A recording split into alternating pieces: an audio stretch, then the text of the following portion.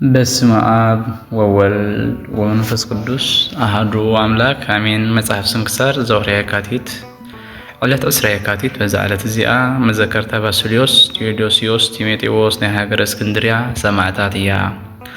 በረኸቶም ምሳና ትኹን ንዘለዓለም ዓለም አሜን።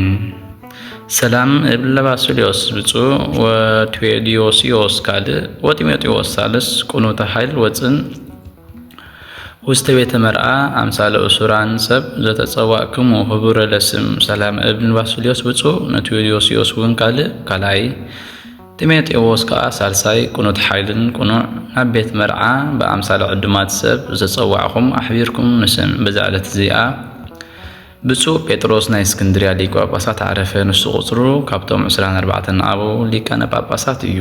እዚ ኣቦ እዚ ንብፁዕ አትናስዮስ ብድሕሪኡ ተሾይመ። ኣብ መንበረ ማርቆስ ወንጌላዊ ተቐመጠ። ካብ ዳርያኖስ ከሓደ ንጉስን ካብ ህዝቢ ኣርዮስን ብዙሕ ሽግር ኣብ ልዕሊኡ በፅሐ። ብዙሕ ግዜ ክቐትልዎ ደለዩ። ካብኦም ሃዲሙ ከዓ 2 ዓመት ተሓበ። ኣብ ከክንድኡ ድማ ሎክስዮስ ስሙ ሰብኣይ ኣብ መንበሩ ኣቐመጥዎ፣ ሊቀ ጳጳሳት ገበርዎ። ንሱ ከዓ ኣርዮሳዊ እዩ። 2 ዓመት ተቐመጠ። ካብኡ ቁንዓት ሃይማኖት ዝኾኑ ምእመናን ተኣከቡ። ኣብ ልዕሊ ኣርዮሳውያን ድማ ተላዕሉ። ንሎክስዮስ ኣርዮሳዊ ሰጎግዎ። እዚ ኣቦ እዚ ኣባ ጴጥሮስ ከዓ መለስዎ። ኣብ መንበሩ ኣንበርዎ። 7 ዓመት ተቐመጠ። ንኣርዮሳውያን እናተኸራኸሮም ኣውጊዙ እናኣሳጎጎም ድማ ብዙሕ ሽግር ኣውበፅሖ። 8 ዓመት ምስ ወድአ ጎይታና ካብ ድኸምዚ ዓለም እዚ ኣዕረፎ። ናብ ዘለዓለም ሂወት ከዓ ኸደ።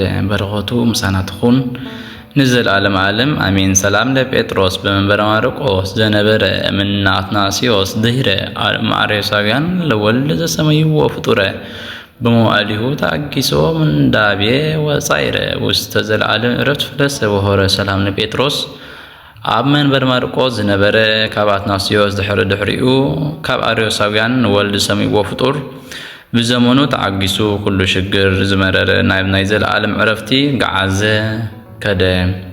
በዛ ዕለት እዚኣ ዳራፋይ ዝነበረ ፊሊሞን ሰማዕትነት ተቐበለ። እዚ ፊሊሞን እዚ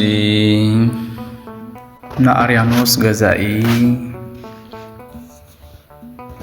ይውድሶን ይደርፈሉን ነበረ። ሓደ መዓልቲ ኣርያኖስ ንኣናጉንስጢስ ኣብልያኖስ ፀዊዑ ናጵሎን ሰውእ በሎ። ኣብልያኖስ ከዓ ናብ ዓርኩ ፊሊሞን ከይዱ ኣብ ከክንድኡ እንተሰዊእ ኸለይ ኣነ 4 ዲናር ከኸፍለካ እየ በሎ። ፊሊሞን ከዓ በል ክዳውንትኻ ሃበኒ እሞ ተጎልቢበ ክዳንካ ኣብ ክንድኻ ክስውእ እየ በሎ። ምስ ኣተወ ግና ፊሊሞን ከም ዝኾነ ፈለጥዎ። እንታይ ደኣ ኮይንካ በልዎ እሞ ንሱ ከዓ ኣነ ክርስቲያናዊ ብክርስቶስ ኣማኒ እየ በሎም። ኣርያኖስ ከዓ ብሂወት ክትነብር ንኣማልኽ ተሰውእ በሎ። ፊሊሞን ግና ምስጋና ንዑ ይኹን ምእንቲ ስም ክርስቶስ ካብ ሞማት ዝዓቢ ሂወት የልዎን በሎ። ኣርያኖስ ከዓ እትትፈትዎ ዘለኻ ጥምቀት ከይረኸብካ ኣነ ክቐትለካ እየ በሎ። ፊሊሞን ነዚ ቃል እዚ ሰሚዑ ጥምቀት ክርስትና ክኸፍሎ ናብ እግዚኣብሔር ጸለየ። ሽዑ ካብ ሰማይ ብሩህ ደመና መጺኡ ኣጠመቆ። ኣርያኖስ ከዓ 3 ወተሃደራት ኣዚዙ እንተሓፈረ ጸፍዕዎ በሎም። ፊሊሞን ከዓ ካብዚ ዝገደደ እንተጸፊዕኹም እኳ ኣይሓፍርን እየ፣ ምክንያቱ መላእኽቲ እግዚኣብሔር ብኣይ ክሕጎሱ ርኢ ኣለኹ በሎም። ኣርያኖስ ሰቂሎም ብኹናት ገይሮም ክወቅዎ ኣዘዘ። ወላ ሓንቲ ኣይተንገፎን። ንኣርያኖስ ከዓ ጥዑይ ከሎ ገለ ኣይኮነን ኢሎም ነገርዎ። ደጊሙ ከዓ መሊስኩም ሕጂ እውን ውግእዎ ኢሉ ኣዘዘ። ሓንቲ ኹናት ተመሊሳ ዓይነ ኣርያኖስ መንጢላቶ። ካብኡ ካብ ስቕለት ከውርድዎ ምስ ኣብልያኖስ ርእሱ ብሰይፍ ክቆርፅዎ ኣዘዘ። ብኸምዚ ብሰማዕትነት ፈጸሙ። ንኣርያኖስ ከዓ ካብ ደም እዞም ቅዱሳን ወሲዱ ዓይኑ ክቐብእ እሞ ከም ዝሓዊ መኸርዎ። ንሱ ከዓ ካብቲ ደም ቁርብ ወሲዱ ኣብ ዓይኑ ቀብኦ እሞ ሓወየ። ሽዑ ድማ ረአየ።